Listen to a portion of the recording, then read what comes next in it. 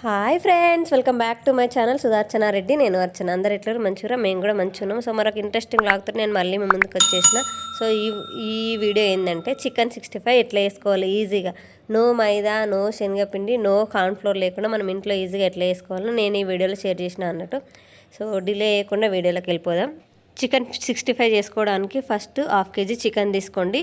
Bones తోటి అయితే chicken ఇంకా టేస్టీగా ఉంటుంది. సో బోన్స్ తోటే తీసుకోండి.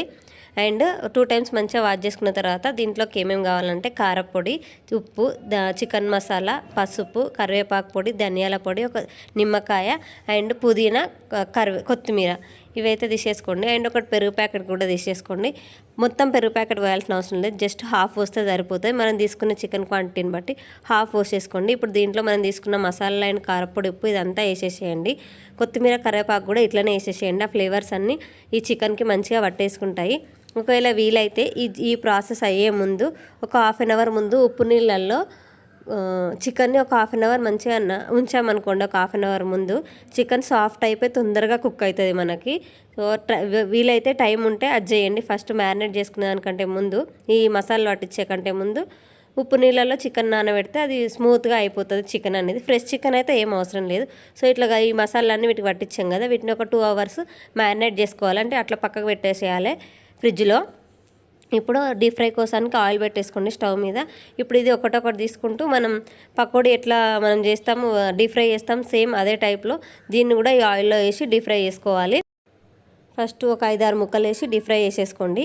మరి ఎంతసేపు డీప్ ఫ్రై చేయాలంటే 8 నుంచి 9 నిమిషాల వరకు మనం దీన్ని డీప్ ఫ్రై చేయాలి. అట్లయితేనే చికెన్ మంచిగా ఈవెన్గా కుక్ అవుతుంది.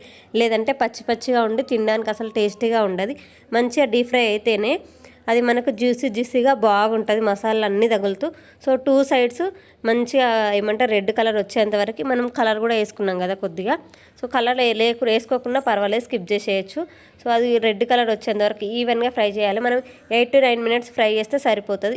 ఈ టెక్స్చర్లో వచ్చేసినప్పుడు దాన్ని తీసేసుకోవాలి మనము.